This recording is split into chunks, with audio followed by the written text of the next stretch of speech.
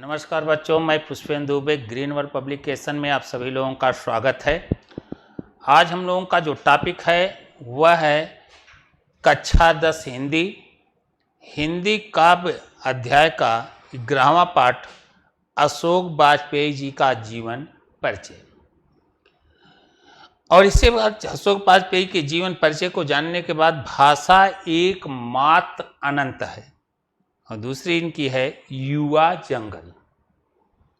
तो हम क्लास शुरू करने के पहले आपसे आग्रह करते हैं कि आप अपने चैनल को लाइक, सब्सक्राइब, शेयर करना न भूलें।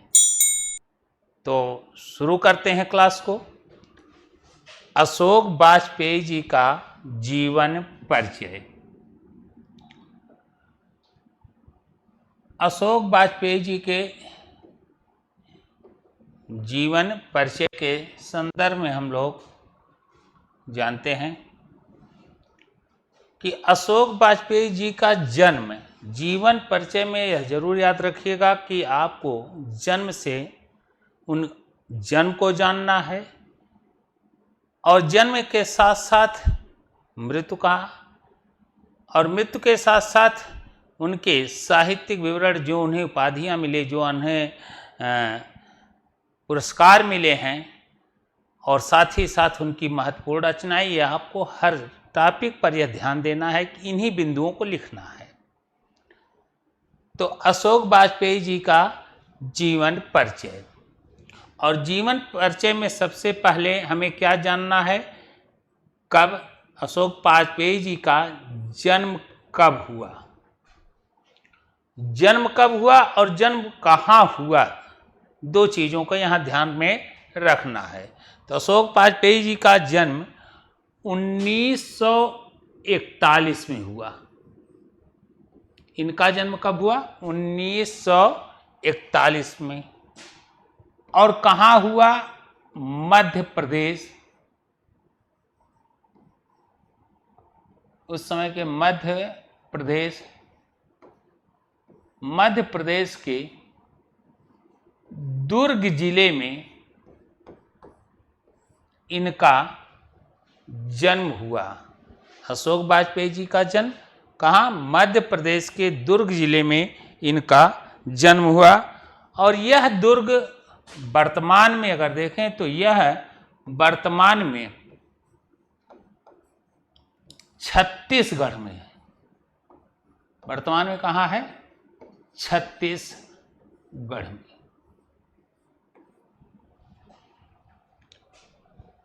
तो ये तो क्लियर हो गया जन्म। अब जन्म के साथ साथ इनके शिक्षा को देखा जाए। इनकी शिक्षा कहाँ तक और कैसे हो रही है? शिक्षा,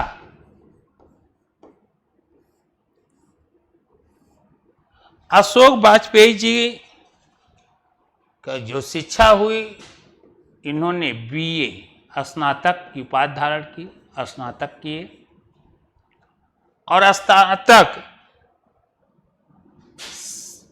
इन्होंने सागर विश्वविद्यालय, सागर विश्वविद्यालय छत्तीसगढ़ से आपने बीए किया, आपके द्वारा बीए किया गया। इसके बाद आपने एमए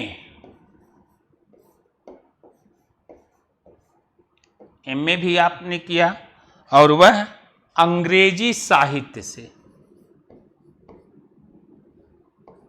अंग्रेजी साहित्य से आपके द्वारा एमए किया गया। और यह अंग्रेजी साहित्य से जो एमए किए वह दिल्ली का कॉलेज है स्टीवेंस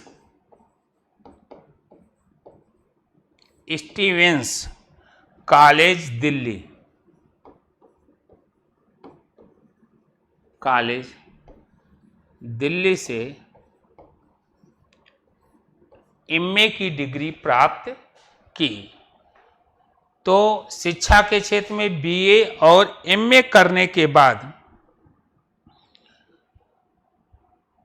इनके द्वारा प्रतियोगी परीक्षाओं के माध्यम से इन्होंने आईएएस की परीक्षा उत्तीर्ण की।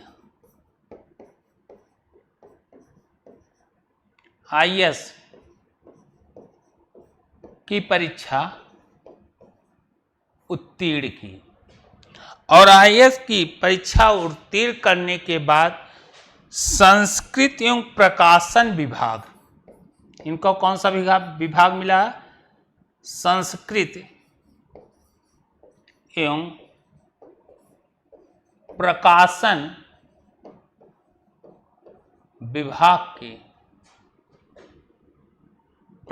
विभाग के विशेष सचिव नियुक्त किए गए। विशेष सचिव नियुक्त किए गए। संस्कृत एवं प्रकाशन विभाग के परीक्षा उत्तीर्ण करने के उपरांत संस्कृत एवं प्रकाशन विभाग के विशेष सचिव नियुक्त किए गए। वो कहाँ? मध्य प्रदेश में। इस पद को कहाँ सुशोभित कर रहे हैं? मध्य प्रदेश में संस्कृत एवं प्रकाशन विभाग के सचिव के पद को सुशोभित किया। रचना के संदर्भ में देखते हैं इनका साहित्य के क्षेत्र में जो विशेष हुआ, हिंदी साहित्य के एक प्रमुख साहित्यकार के रूप में जाने जाते हैं। एक प्रमुख साहित्यकार के रूप में भी इनकी ख्याति है। हिंदी साहित्य के एक प्रमुख साहित्यकार के रूप में इनकी काफ़ी ख्याति प्राप्त की। 1994 के अंतर 1994 में इन्होंने काव्य संग्रह, इनकी महत्वपूर्ण क्या है? काव्य संग्रह इनका है। काव्य संग्रह कहीं नहीं वही, कहीं नहीं वही, कहीं नहीं वही। इनका काव्य संग्रह क्या है? कहीं नहीं वही। यह इनका जो काव्य संग्रह है, इस काव्य संग्रह को साहित्य अकादमी पुरस्कार से पुरस्कृत किया गया। साहित्य अकादमी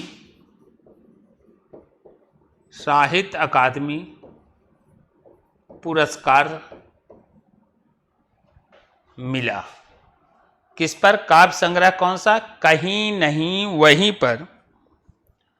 जहां इन्हें साहित्य अकादमी पुरस्कार मिला, वहीं इन्हें और भी पुरस्कार मिले, जैसे दयावती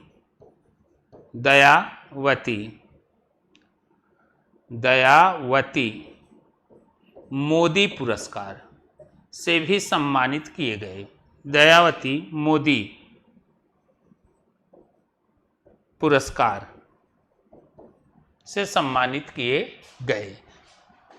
अशोक वाजपेयी जी को साहित्य अकादमी से जहां मिला, वहीं दयावती मोदी पुरस्कार से भी सम्मानित किए गए। साथ ही साथ पोलैंड के राष्ट्रपति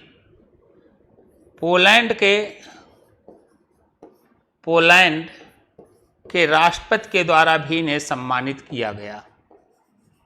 पोलैंड के राष्ट्रपति के द्वारा जहां सम्मानित किया गया, वहीं फ्रांस की सरकार के द्वारा भी इन्हें सम्मान प्राप्त हुआ।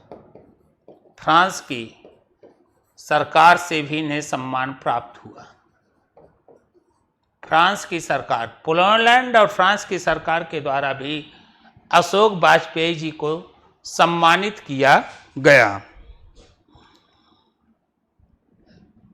इन सम्मानों के साथ साथ देखा जाए तो अशोक वाजपेयी जी भारतीय भवन, किसमें? भारतीय भवन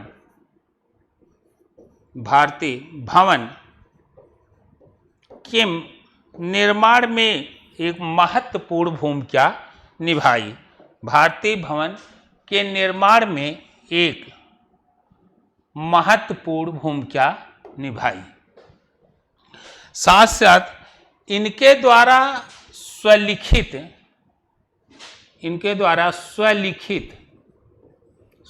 का अर्थ क्या है? स्वयं के द्वारा लिखित। इनके द्वारा स्वलिखित 33 कृतियां हैं। इनके द्वारा स्वलिखित 33 कृतियां हैं। स्वलिखित 33 कृतियां हैं, जिसमें प्रमुख रूप से देखा जाए तो 1966 में एक पतंग अनंत में, 1966 में एक पतंग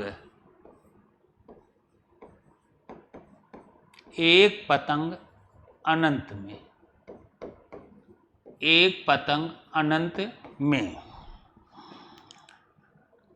अगर इतने, इनकी कृतियां हैं अगर इतने। साथ ही साथ तत्पुरुष, ये सब कृतियां हैं तत्पुरुष। थोड़ी सी जगह, थोड़ी सी जगह, घास में दूब, घास में दूब की आकाश, यह इनकी महत्वपूर्ण कृतियां हैं। साथ ही भाषा अनंत है, भाषा अनंत है। भाषा का अंत नहीं, भाषा अनंत है, अनवरत है, शाश्वत है, कभी न रुकने वाला है। हर इस सृष्टि के अंतर्गत हर चीजें क्षणभंगुर हैं, नश्वर हैं, नष्ट हो सकती हैं, लेकिन भाषा क्या है? अनंत है। और इस अनंत भाषा पर, ये भाषा के सामर्थ्य और शक्ति का, भाषा के सामर्थ्य, शक्ति, प्रभाव आदि का बखूबी वर्णन किया गया है इनके काव्य में। और भाषा को सामर्थ्य, शक्ति, प्रभाव के साथ साथ इसे सर्वकालिक बताया है। यह वह है जो हमेशा चलायमान होता है, पीढ़ी दर पीढ़ी, वर्षों से, सदियों पहले से यह भाषा अनवरत उसी रूप में बह रही है, चल रही है। दूसरा जो हमें पढ़ना है, युवा जंगल। भाषा अनंत है, दूसरा क्या है? युवा जंगल।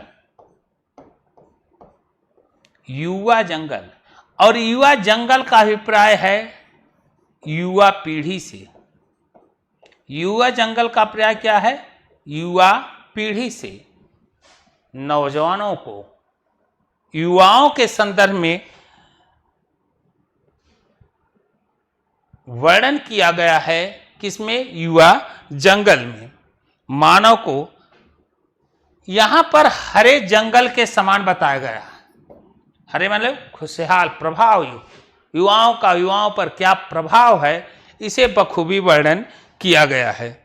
और इस जंगल के, युवा जंगल को युवाओं के संदर्भ में वर्णन करते हुए कह रहे हैं, इस जंगल में सदैव दृढ़, साहसी,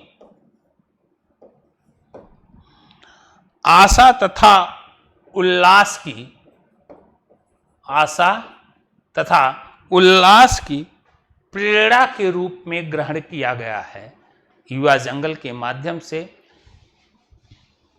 युवाओं को सचेत किया रहे हैं, युवा पीढ़ी को सचेत करने का प्रयास कर रहे हैं, और युवाओं पर किस प्रकार से प्रभाव डालता है, कि एक युवा अपने कर्तव्य पथ पर न चल करके बल्कि इस युवाओं के समूह में उसके प्रभाव में चलने लगता है और वहाँ बहुत भरी सारी जो आधार होते हैं परिवार के, जो आवश्यकताएं होती हैं, उसे इग्नोर करके युवा जंगल के माध्यम पर एक युवाओं पर प्रभाव को दर्शाने का प्रयास किया गया है। तो शुरू करते हैं बच्चों, आज का जो हमारा काव्य है, हम उस विषय बिंदु पर चलते हैं। पहला है भाषा एकमात्र अनंत है। शीर्षक यह बताना चाह रहा है कि भाषा ही इस सृष्टि के अंतर्गत वही एक ऐसा है जो अनंत है, जो सीमाओं में नहीं बांधा जा सकता, जो सीमाओं से परत है, अनवरत सदियों पहले से और सदियों बाद तक अनवरत चलती रहती है। यह अनंत है, विराम मुक्त है, इसमें सदैव चलायमान है और उसी पर अपनी काव्य को के रूप में व्यक्त करते हुए कह रहे हैं अशोक वाजपेयी जी कि फूल झरता है, चाहे बगीचे का हो चाहे कहीं का फूल है, यह क्या होगा, एक बार कली से फूल बना, फूल बन करके वो क्या हुआ, झड़ गया, सुगंध दिया, सुगंध होने के बाद मुरझाया और झड़ गया। इसकी भी एक लिमिट है, इसकी भी क्या है, एक लिमिट है। खिला और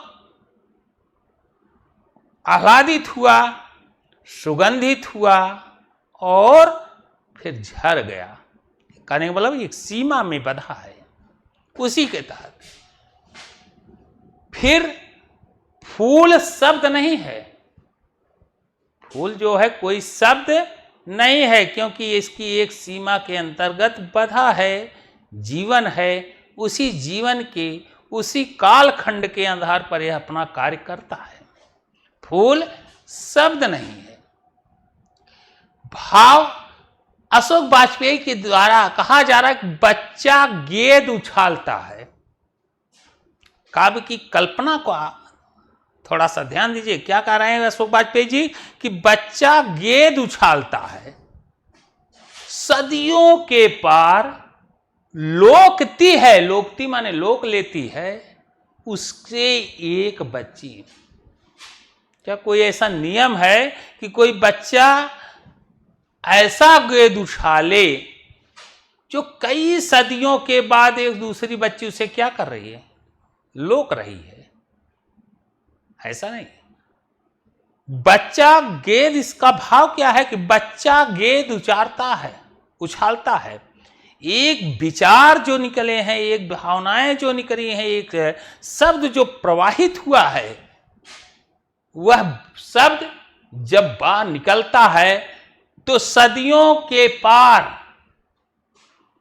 सैकड़ों वर्षों के बाद उस शब्दों को जो निकाला गया, जो बच्चे के द्वारा कहा गया है, वह सदियों के बाद दूसरी पीढ़ी उसी रूप से उसे लोकती है, ग्रहण करती है, स्वीकार करती है।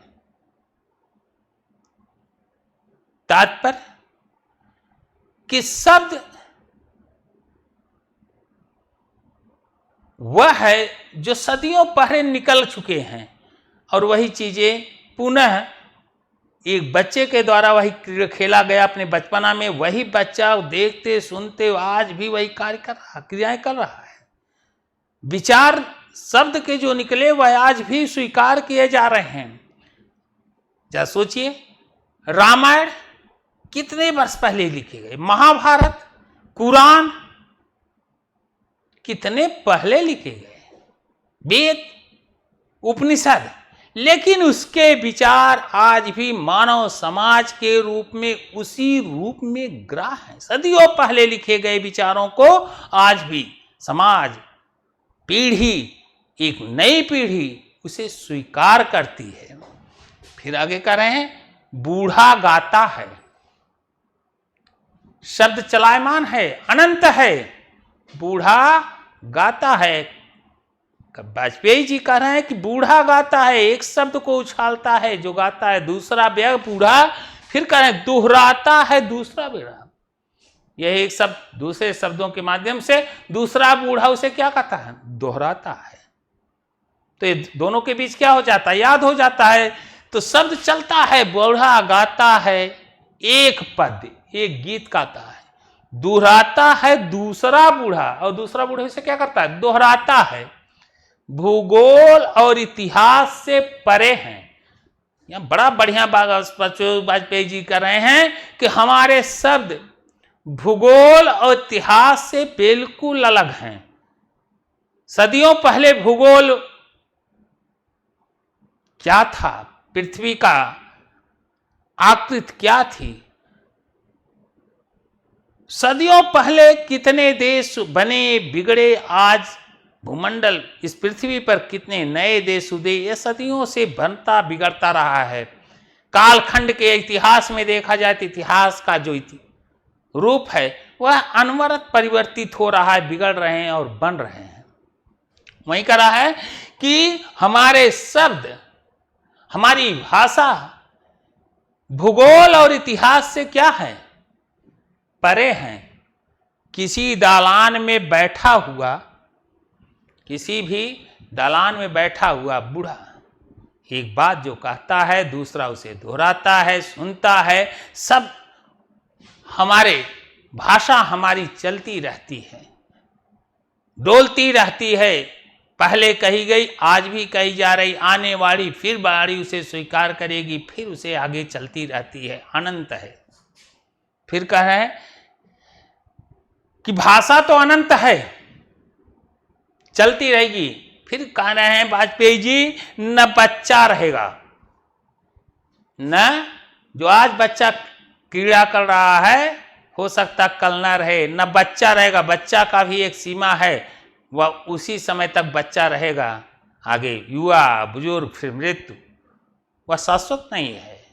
न बच्चा रहेगा, फिर कहा न बूढ़ा, बूढ़ा का भी स्थायित्व नहीं कि बूढ़ा उसे ही स्थिर रहे। न गेद यह रहेगा, न फूल न दलान,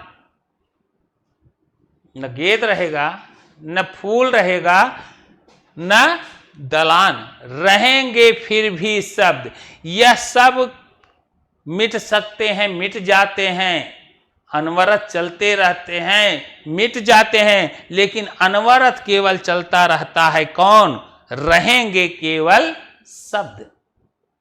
शब्द जो सदियों पहले से चल रहे हैं वो आज भी हैं, और सदियों पूर्व में भी थे और आगे भी रहेंगे। भाषा एकमात्र न, इस संसार में अगर कोई अनंत है तो केवल क्या है, भाषा है। चलें तो भाषा एकमात्र अनंत अशोक पेय जी का काव्य के अंतर्गत पहला टॉपिक खत्म हुआ। अब हम दूसरे पर चलते हैं। दूसरा टॉपिक युवा जंगल। दूसरा टॉपिक क्या है, युवा जंगल।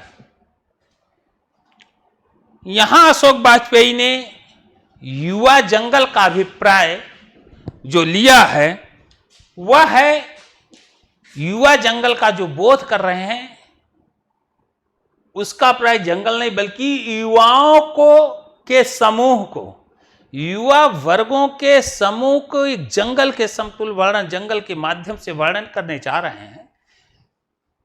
युवा जंगल का अर्थ क्या हुआ, नौजवानों युवाओं का समूह।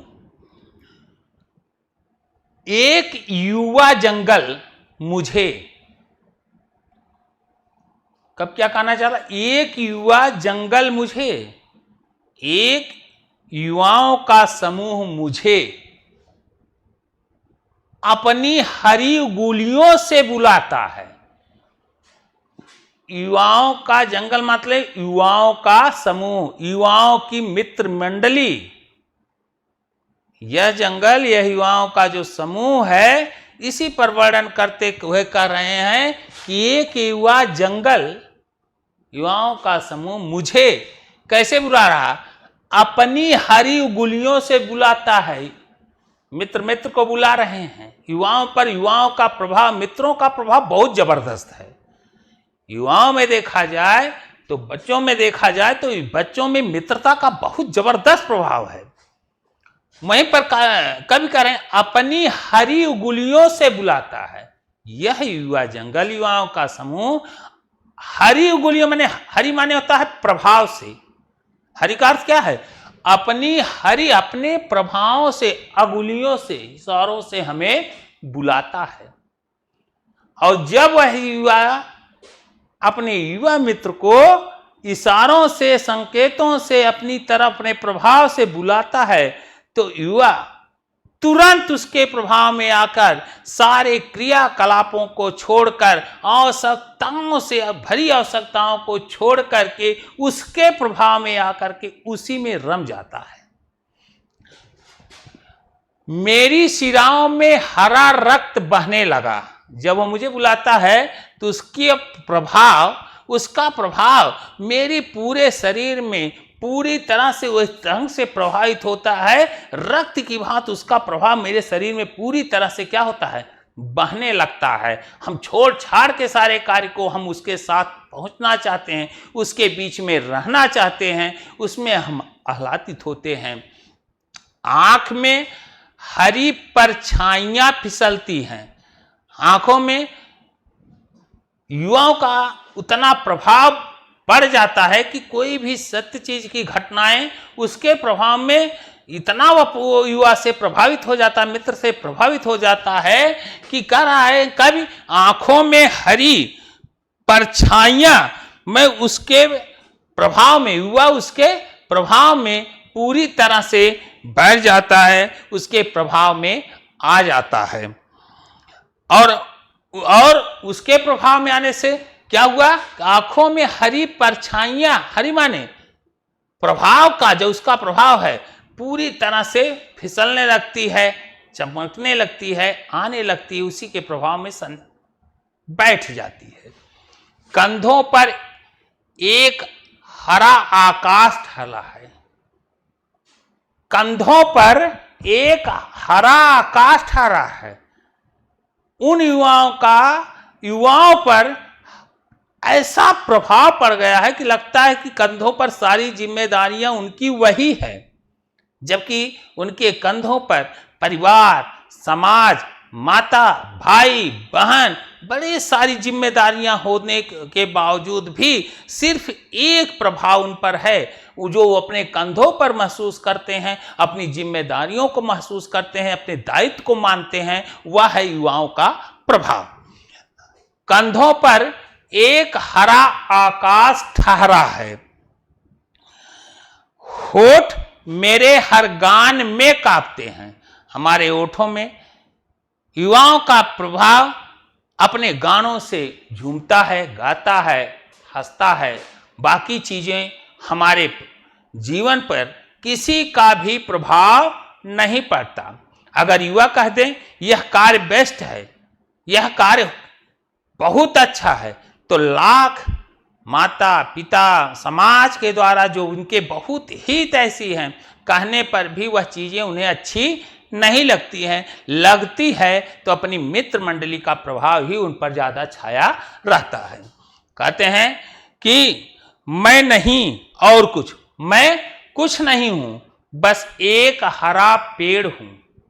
युवक एक क्या है? प्रभाव से युक्त युवा एक हरा पेड़ है और कुछ नहीं है। हरी पत्तियों की एक दीप्त रचना, हरी पत्तियों, उनके प्रभाव का एक जगमगाता दीप्त हूं। ओ जंगल युवा, अरे युवाओं का जंगल, युवा माने युवाओं का समूह, बुलाते हो।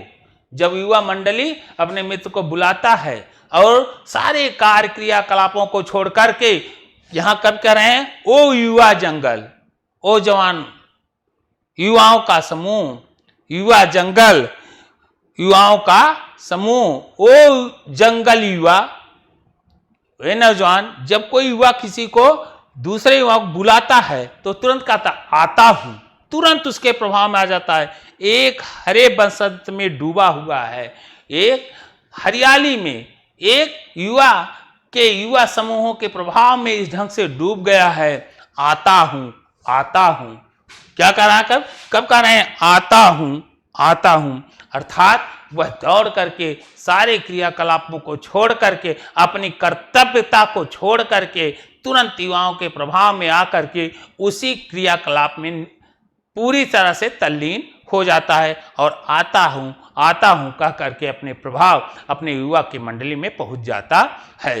तो यह युवा जंगल अशोक वाजपेयी जी का युवाओं के संदर्भ में यह बातें कही गई हैं, काव्य के माध्यम से इसे व्यक्त किया गया है।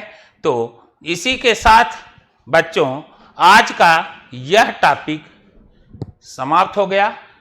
रही बात हिंदी गद्य और हिंदी पद्य से, जो भी आपके टॉपिक थे यहाँ समाप्त हो गए हैं। प्रश्न और उत्तर, जब हम अर्थ को जानेंगे तो हम स्वयं प्रयास करें कि उन प्रश्नों का उत्तर लिखें और उनके आधार पर अगर कहीं कुछ नहीं निकल पाता, गलतियां होती हैं, तो जब हम अर्थ को जानेंगे तो प्रश्न उत्तर करने में कोई दिक्कत नहीं होगी। यह प्रयास करें, अभ्यास करें। अगला हम लोग अगले टॉपिक को अगले टर्म पर पुनः मिलते हैं। आज बस इतना ही और इसी के साथ क्लास को विराम करते हैं। फिर अगले क्लास में मुलाकात होगी। जय हिंद।